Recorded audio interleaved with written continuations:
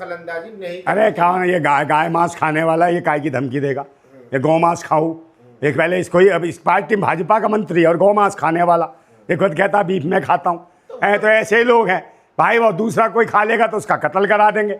अपनी पार्टी में सब दूध के धुले हो गए, सब गंगा में से निकले हुए हैं, रिंजू फिजू है, तो इनके खिलाफ कुछ नहीं करेंगे। और भाई जो ये तो सुप्रीम कोर्ट हस्तक्षेप नहीं करेगा तो क्या होगा। 1995 का ये जो अमेंडमेंट था उसी को यूं कहा सुप्रीम कोर्ट ने, जो का त्यों रहेगा, यथावत उसी स्थिति में रहेगा और ये लागू नहीं होगा।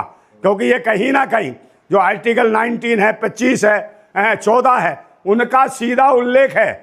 उसको छेड़ने का मतलब है संविधान की रीढ़ के साथ खिलवाड़ करना और संविधान को तोड़ना, उसकी हत्या करना। ये सुप्रीम कोर्ट ने कहा, इसलिए इसको रील को एक तरीके से स्टे के रूप में खड़ा कर दिया, इसको बंद करा है कि भाई ये वहीं का वैसा ही रहेगा। दूसरे नंबर सुप्रीम कोर्ट ने पूछा कि भाई आपने कितने तिरुपति बालाजी, वैष्णो देवी, अक्षरधाम, वो मंदिर, जगन्नाथ मंदिर, इनके ट्रस्टों में कितने मुसलमान रखे हैं। तो बोलती बंद हो गई सरकार के पक्ष के हिंदू वकील की, चौंच बंद उसकी पाखंडी की, जवाब ही नहीं था। तो भाई उन्होंने कहा कि जब आस्थाओं के नाम पर तुम मंदिर बनवा सकते हो तो आस्थाओं के नाम पर ये वक्फ बोर्ड की ज़मीनों को तुम कैसे छीन लोगे। और उसमें मुसलमानों की तय, मुसलमानों का तो वही करेगा इलाज जो मुसलमान होगा। मुसलमानों की ज़मीन के बारे में फैसले लेने का अधिकार मुसलमानों को होगा, क्योंकि वो धार्मिक मामला है। मगर ये कह रहे धार्मिक नहीं है। भाई तो धार्मिक नहीं है क्या, ये ज़मीनें दान करी गई हैं, ये धार्मिक नहीं है। अब कह रहे भाई 200 साल 300 साल पुराने कागज़ लाओ। जब कागज़ होते नहीं थे, ये तो अंग्रेज़ों के बाद कागज़ आए हैं, उससे पहले कागज़ ही नहीं होते तो ये कौन कागज़ देगा भाई। तो ये वो पाखंडी हैं, ये हथियाना चाहते हैं ज़मीन, ये पाखंडी ढोंगी, और हथियाने के बाद वही करेंगे उससे बिल्डरेसर को। अब निशिकांत दुबे जो बीजेपी के नेता वो कह रहे हैं कि भाई अगर देश में ये जो चीफ जस्टिस है खन्ना, ये चाहते हैं कि देश में गृह युद्ध हो जाए ना। ये खुद अबे निशिकांत दुबे सिर्फ वही है, ये वही है ब्राह्मण जिसके मुंह पे वो कहता है कि भाई अनुराग कश्यप के मूत देना चाहिए। ऐसे ही ब्राह्मणों के ऊपर मूतने की बात कर रहा है वो अनुराग कश्यप। ये कपटी हैं, छलिए हैं, ये झूठे हैं, और न्यायिक पे इसके इनका चरित्र नहीं होता इन पाखंडियों का। ये जातिवादी गुंडे हैं, ये वही तो लोग हैं जो महात्मा ज्योतिबा फूले की फिल्म का विरोध करते हैं, वही पाखंडी है।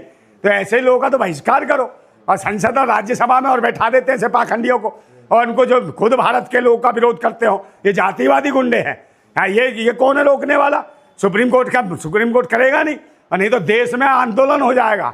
आप किसी के साथ ज़्यादा इस तरीके का बर्ताव करेंगे और अनदेखी करेंगे और उसके अधिकारों के प्रति छेड़छाड़ करेंगे, उसको खेलेंगे और उसको जब उसके साथ बदतमीजी करेंगे तो कहीं ना कहीं देश की जनता उग्र होगी और इनकी ठुकाई और पिटाई भी होने लग जाएगी। ये सुप्रीम कोर्ट समझ चुका है, इसलिए सुप्रीम कोर्ट ने उस पर रोक लगाई है। तो सुप्रीम कोर्ट को घेरने की क्या वजह है। बार बार ऐसे बयान दे रहे हैं कि अगर जज इसमें मुदाखलत करते हैं तो देश में गृह युद्ध होगा। हाँ तो कौन करेगा गृह युद्ध, कोई नहीं करेगा। ये पाखंडी जातिवादी गुंडे हैं कितने, 2% है। ये क्या कर लेंगे, पूरा देश जागरूक हो गया और सब समझ गया कि हिंदू मुसलमान के नाम पे कुछ नहीं, ठग रहे हैं पाखंडी। ये विदेशी मानसिकता के नाजायज कीड़े हैं। ये वो है जो अंग्रेजों की मुखबरी करते थे और बाद में उनसे पेंशन खाए। ये वही सावरकर की नाजायज मानसिकता की नाजायज संतान है। ये देश को, ये नाथूराम गोडसे की नाजायज संतान है जो देश को बर्बाद करने में लगी हैं। पूरे देशवासी समझ चुके हैं कि इन पाखंडियों से निशिकांत दुबे फूबे ये सब बेकार हैं। ये तो महिलाओं के प्रति भी अच्छी सोचनी है, पहले के बयान देखो इनके।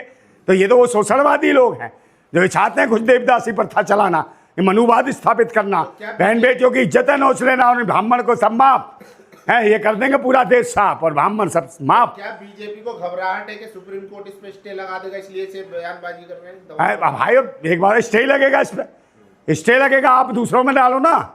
आप बताओ अयोध्या मंदिर में कितने तुमने मुसलमान रखे हैं ट्रस्ट में, उनको तो छोड़ो, दलित पिछड़ों को भी नहीं रखा गया, किसी को नहीं रखा गया इन्होंने ट्रस्ट में।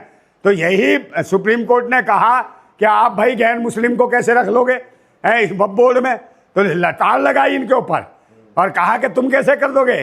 तो उसके भाई उससे सरकार के जो वकील था उसकी बोलती बंद। तो जिनको खुद नहीं पता तो ये कानून कहाँ से बना दिया, जिनको बचाओ नहीं पता, तार्किक बातें नहीं पता है, वो तो क्या कानून का मजाक उड़ाए। तो अंधभक्त हैं वो, जो वकील भी लगा हुई अंधभक्त भूतनी के कहाँ से आ गए। आस्था के नाम पे, आस्था सिर्फ इन्हीं की मंदिर के नाम पे थी, आस्था भाई वक्फ बोर्ड के नाम पे मस्जिद की नहीं है। तो आस्था का आ जाए तो आस्था में भी कहीं ना कहीं वक्फ बोर्ड वालों की जीत होगी। तो आप दोगलापन नहीं कर सकते, किसी के साथ तानाशाही नहीं दिखा सकते। तो ये कह दिया सुप्रीम कोर्ट ने, और अगर ऐसी तानाशाही होती है तो इसका मतलब देश में सुप्रीम कोर्ट की हत्या होती है और कहीं ना कहीं संविधान की हत्या होती है और लोकतंत्र की भी हत्या होगी। सरकार कहाँ भेदभाव कर रही है? आपने देखा नहीं है? अभी एक वीडियो वायरल हुई जिसमें जैन जो है उनका मंदिर तोड़ा गया, वो रोड पे प्रदर्शन कर रहे हैं। तो सबको तो बराबर लेके, अरे क्या बराबर लेके चल रही है? ये जब से आए तोड़ फोड़, हिंदू मुसलमान, जात पात धर्म मजहब इसी पे तो लड़वा रहे। मुसलमान पे लगता है ना कि मुसलमानों के खिलाफ जो है सरकार जाति करती है। अब तो अरे तो भाई सबके साथ कर रही है तो सबको तो लड़वा रही है, जात पात को लड़वा, तो इनके सबको खतरा है। लेकिन पाखंडियों के शासन में तो इसका मतलब है सरकार बेकार है, लुटेरों और गद्दारों की सरकार है, देशद्रोहियों की सरकार है, आतंकियों की सरकार है। तो कहीं ना कहीं, जब तो कह रहा हूँ गृह युद्ध होगा तो इनकी ठुकाई पिटाई होगी। ये भूतनी के झोला झोली कुछ नहीं लेके जाएंगे, कुटेंगे भाजपा के जितने भी ये कीड़े मकोड़े, इनकी ठुकाई होगी पाखंडियों की। कोई नहीं बचा पाएगा इन्हें। हर जगह पिटने का नंबर आ रहा है इनका, हर जात, हर धर्म, हर मजहब, हर कौम, महिला पुरुष बच्चे सब इनसे परेशान है। महंगाई निरंतर बढ़ रही है, शिक्षा के केंद्र बंद हो रहे हैं, सुरक्षा बेकार हो रही है, बहन बेटियों की इज्जतें लुट रही है सरेआम, और तो और बलात्कार जैसी जघन्य अपराध किए जा रहे हैं और नर्सों तक के बलात्कार किए जा रहे हैं, गैंग रेप। उसके बाद मिर्चें घुसेड़ी डाली जाए उनके गुप्तांगों में। ये उत्तर प्रदेश के राम राज्य का हाल है। तो क्या होगा देश में, जहाँ खुलेआम तलवारें, चाकू, खंजर और बंदूकें लहराई जाती हों, तो वहाँ जंगल राज है।